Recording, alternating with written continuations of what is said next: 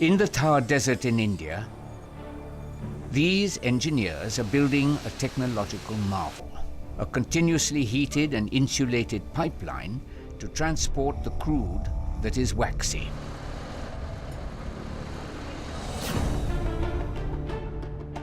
It's a remarkable 700 kilometers long,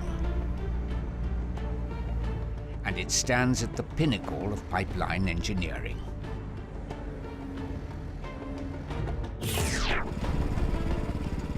The Mangala Development Pipeline owes its success to a unique technology that keeps the pipes heated over an astonishing 65 degrees centigrade, 24 hours a day and 365 days in a year.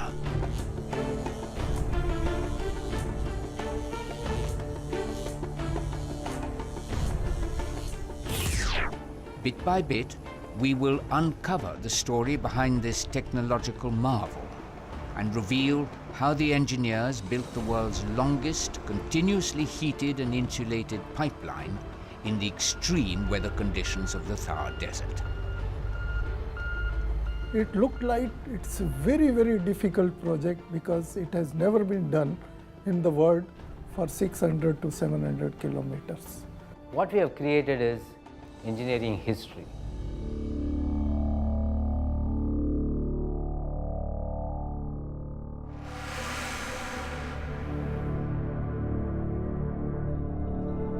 The Barmer district of Rajasthan in India is a place where daytime temperatures can rise as high as 50 degrees centigrade.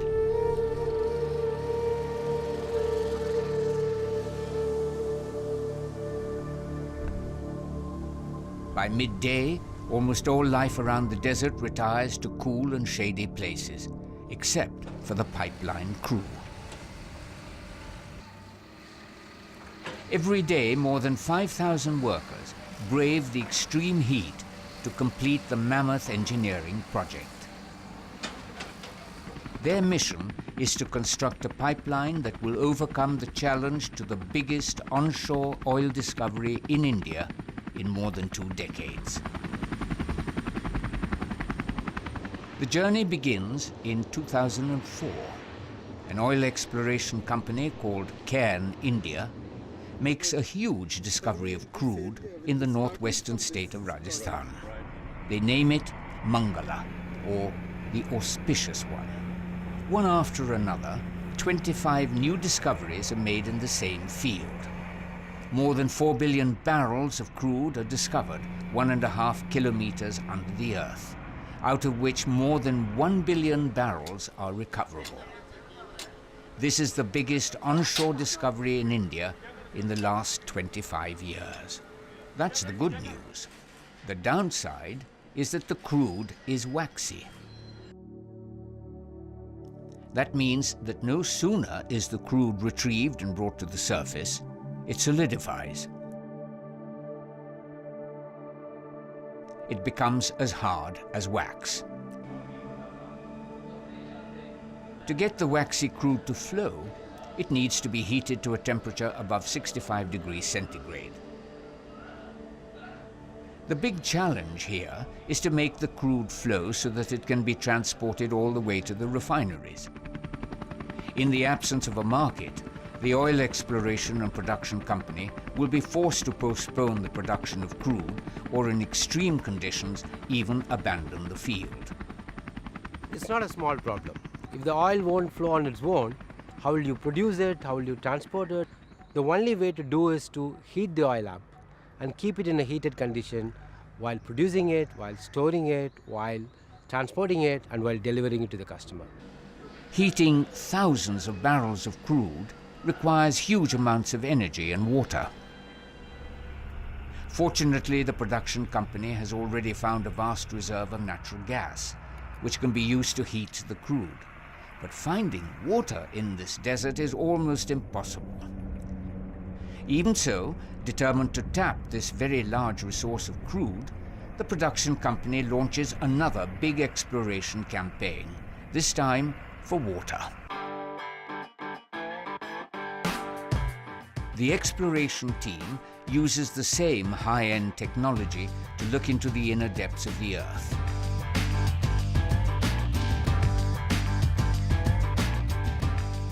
Only 20 kilometers away from the oil fields, they discover a huge reserve of underground saline water.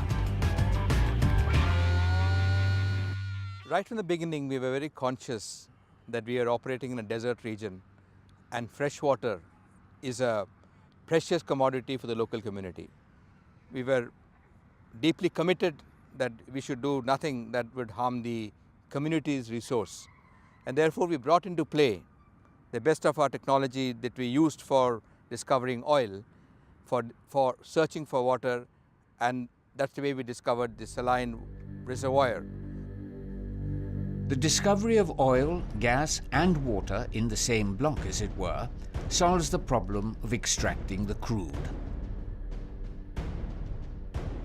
The production company will use the energy from the natural gas to heat the waxy crude. They will pump in almost an equal amount of hot water inside the earth to extract the crude. A major portion of the extraction process is thus solved.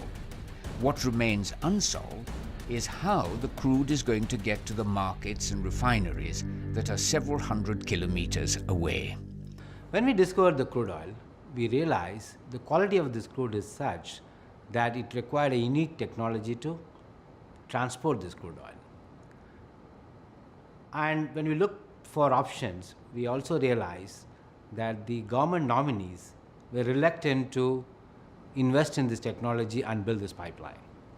It is then, in conjunction with the government, we decided we will build this pipeline, as this is one of the fastest and the best way to produce the crude oil and transport it to the market. The engineers are working hard to find the best design. This pipeline cannot be an ordinary steel pipeline. The new pipeline should be able to keep the oil flowing. If it cannot do that, then the crude oil will solidify inside the pipes and clog them. There are other challenges. One of these is the route this pipeline will have to take. Generally speaking, this route must be the shortest available to get the crude to its potential buyers. However, the shortest possible route runs through the Gulf of Kutch in Gujarat.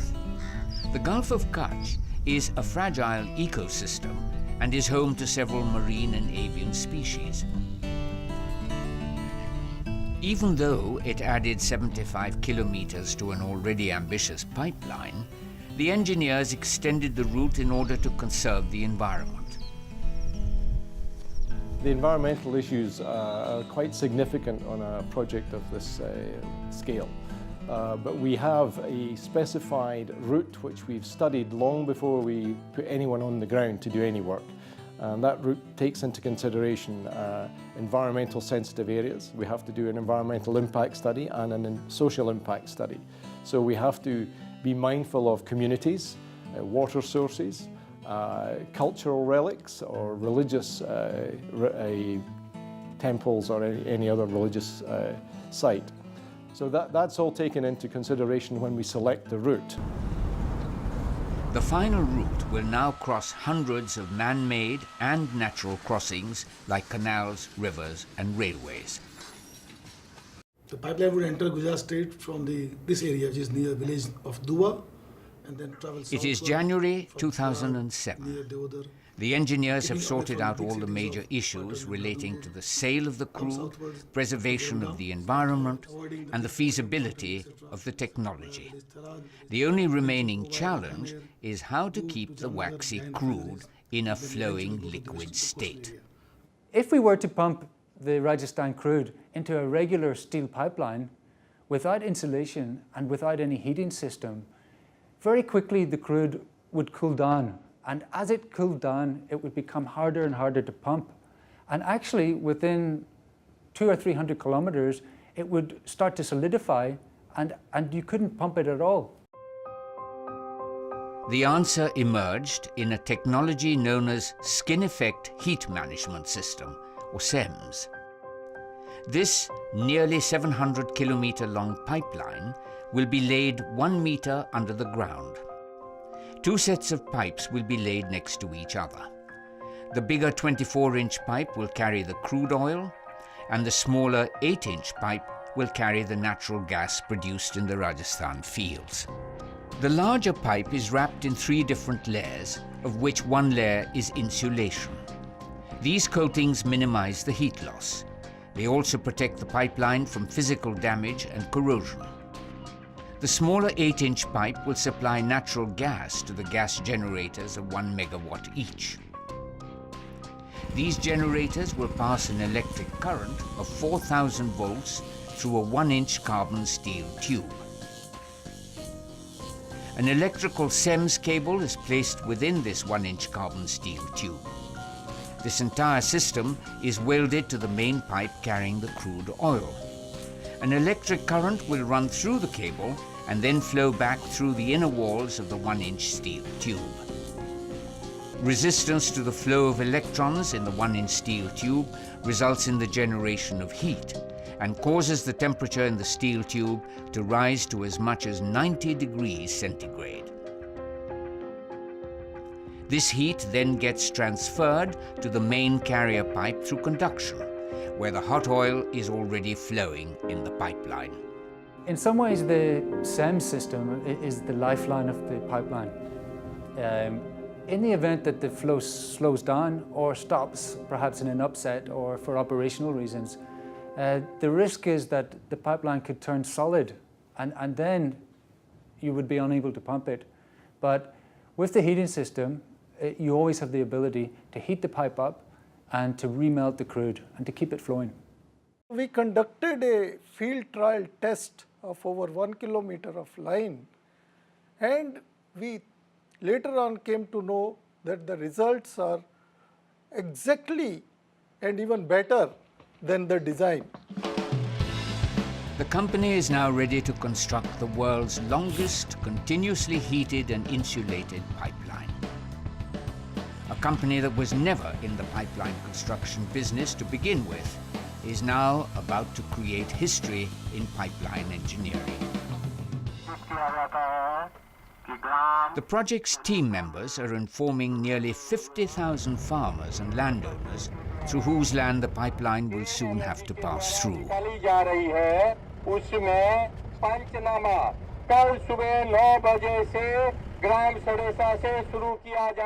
Our company believes that one of the most important license or approval to be obtained is from the community. And to achieve this, we are approaching about 50,000 landowners across the pipeline route. We are telling them about how important this project is for the country and for community. We are also informing them about how we'll construct the pipeline through their lands and how we'll make sure that there is minimal impact to the lands, and once the project is over, the lands will be returned back to them in near to original condition. Meanwhile, in Mundra, massive sheets of steel are being rolled into pipes and welded. Each pipe is going through several quality tests, including X-rays and ultrasonic rays. These pipes will then be carefully transported to several different locations throughout the length of the project.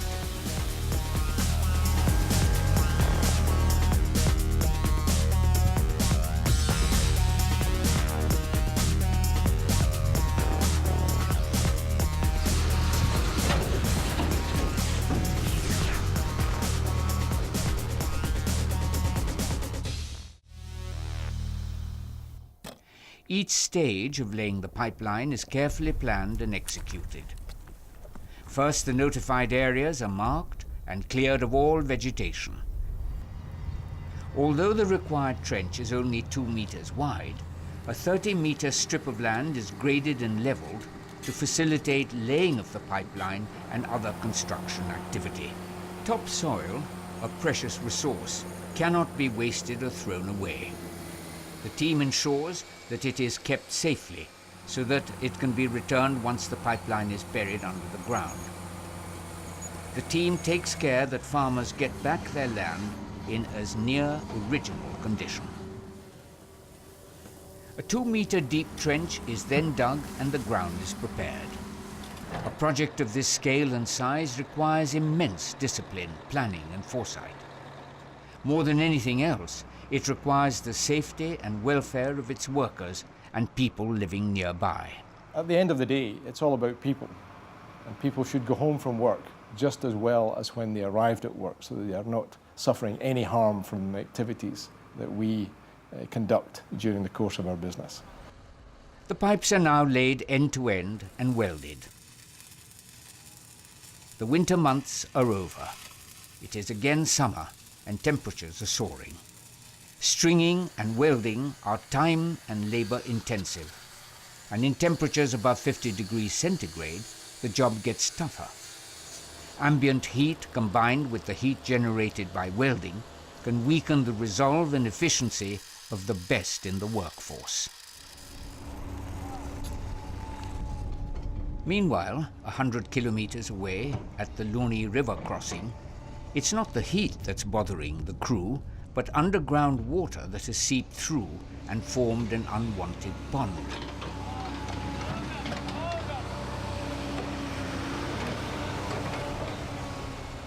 Moisture is the enemy of any pipeline. Sukhri and Luni are among several seasonal rivers that the pipeline has to cross. There's a likelihood of their flooding if the monsoon rains are unusually heavy. This could damage the pipeline. So here, the pipeline is laid 10 meters underground with an additional concrete coating. There's no water in the river course, but it could be today, it could be tomorrow, and it may never be in this monsoon, but we can't take that chance. So we have to calculate at what the scour level, what was the historical data of the deepest scour level, and then we lay the pipeline 2 meters below that deepest scour level. A few kilometers downstream, the team at the Canal Crossing is tackling another engineering challenge. This canal is a lifeline for thousands of needy farmers living downstream, and the engineers cannot risk any damage to it. 700 such difficult crossings are negotiated, using state-of-the-art technologies like micro-tunneling to cut through rock and lay the pipes.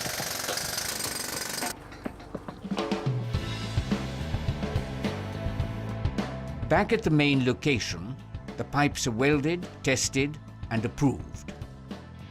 After stringing a considerable length, 4 heavyweight booms gently lower the main 24-inch pipe next to the 8-inch pipe that will carry the gas. A layer of soft soil is added till the trench is leveled. A warning tape and optical fiber cables are laid over the pipes.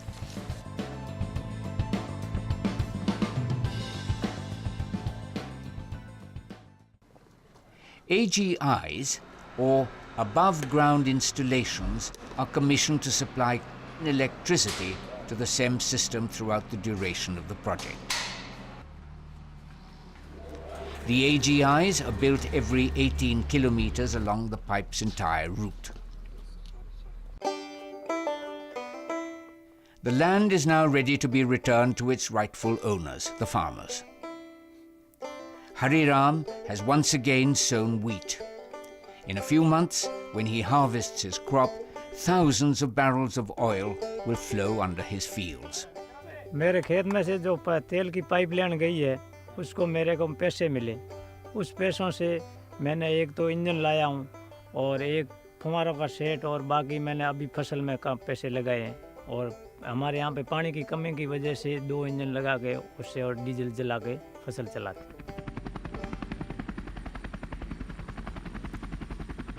Back at the Mangala oil field, the pipeline undergoes a series of final tests to make sure that the entire 700 kilometers of pipe is fully secure. The pipeline is pressurized with water to ensure there are no leaks. Once the water is drained, the pipeline is purged with nitrogen to prevent internal corrosion. The preparation work is done. Now, one by one, pipeline inspection gauges are being sent through the pipeline as a final process before commissioning. The pig train carries a selection of chemicals to clean the pipeline of moisture and other contaminants. These agents will also guard against the buildup of rust. With the insertion of the fourth and final pig, oil is pumped into the pipeline.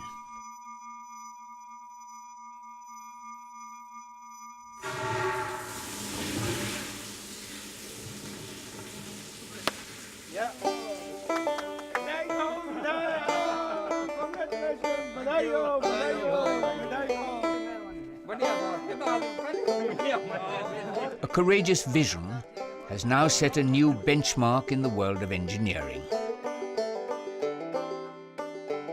Cairn's dream of taking the viscous crude to the market is now a reality.